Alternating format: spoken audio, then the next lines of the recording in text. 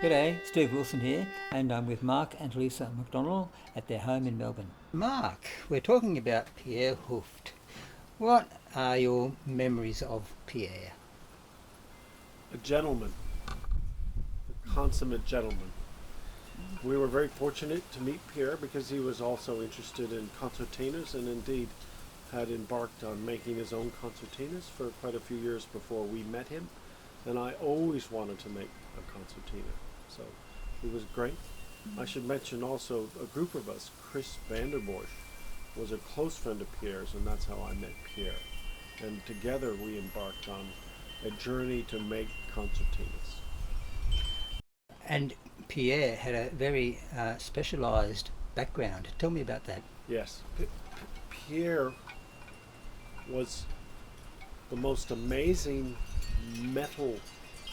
metallurgist that I have ever met.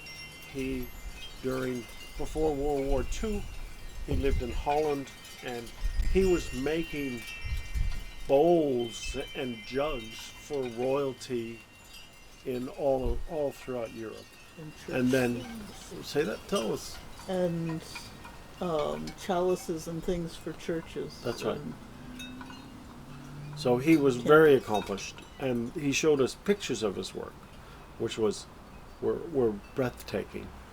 But unfortunately, when World War II started, he was interned and ended up in a work camp and was doing menial labor during the war. And that made a huge impact on his life. And he kept his craftsmanship, but he didn't want to live in Europe, so he moved to Australia. To Adelaide, in fact. To Adelaide, that's right, to Adelaide. Right. With his wife and entire family, they all moved here. So sometime after that, he started making concertinas. But the violins were. He made violins first. Yes, he was a craftsman. Boy, if he wanted something, and I think it also had to do with his experience during World War II. If he wanted something, he had to make it. Anyway, somewhere along the way, after the violins, he acquired he must have met some concertina players, I presume, and acquired or borrowed a Jeffries concertina, which he made a copy of. Is that the case? I actually don't know the details of that. Certainly Chris Vanderborsch, again a member of our basically three musketeers, although there was another fourth, but the three of us were most we committed to doing the instrument. We wanted to make the instruments. But I don't know where he got his original drawings from because none of us had a Jeffries. I see. So he didn't have any. Most of everything we did, anyone did, but certainly Pierre. We stole it from the original one. You take it, you measure it out, and that's what he was really good at. He would, I'll find that. But his concertinas are very much Jeffries style. The accordion guy from Okay. Adelaide. Help me there. Peter Hyde. Oh, Peter Hyde. may have had Peter Hyde had one. That's right. Jeffries. So and I it could have been. expect he may have at least let him see it, if not use it for Yeah. pattern. And Chris Vanderborg has told me that Peter Hyde was instrumental in teaching the method for making bellows. Absolutely, absolutely. I know he particularly took Chris under his wing, and Chris really learned how to make the bellows, and then he showed all of us. Ah, So that was really good. No, it's a really great friendship, long distance, but we had a great time. This was one of his earliest ones, and I was very fortunate enough to purchase it. It's very much in the Jeffries style, the Jeffries concertinas. It has the metal ends, and as we were talking earlier, where do you get this if you don't have a lot of money? So Pierre's daughter ran a thrift shop in Adelaide, and she would call him up every time a silver platter came in, and she would save it for him, and he'd purchase it and take it home, and he made these out of silver platters.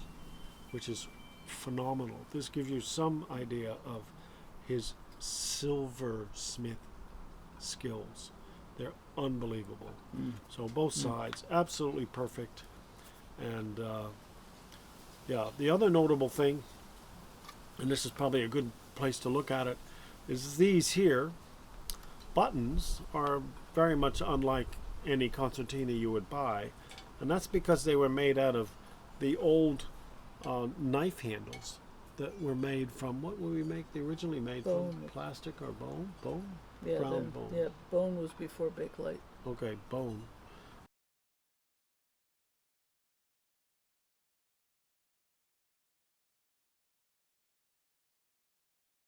So he just took them out of his daughter's, or bought them from his daughter, and took them home, cut them up, and then put them in a lathe and made them into buttons. But all of his buttons were the same, and indeed, this is, I believe this is one of the latest buttons, which I was a little amazed, because the quality of his concertinas actually improved, and he was starting to make wood ends, and I'll show you this side here, and you can focus on it.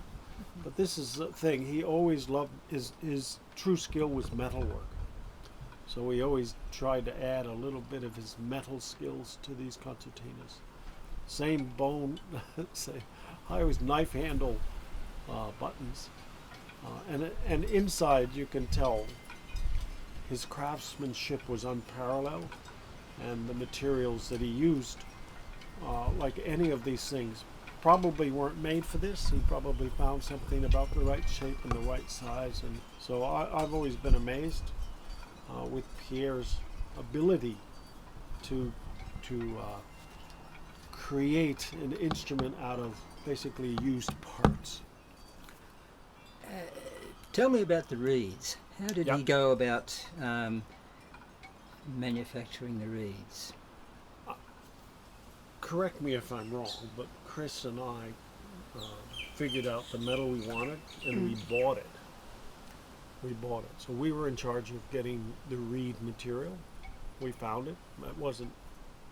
It had to be a special spring steel, certain thickness, and you had to buy way too much of it, so it was best to share out between as many as possible. Yeah, and then we'd share what we had purchased with Pierre, and he proceeded to cut them up and make them into reeds. Without hesitation, without any, I mean, he was born to metal. Would you like to play one of the concertinas, Mark? That would be wonderful. All right.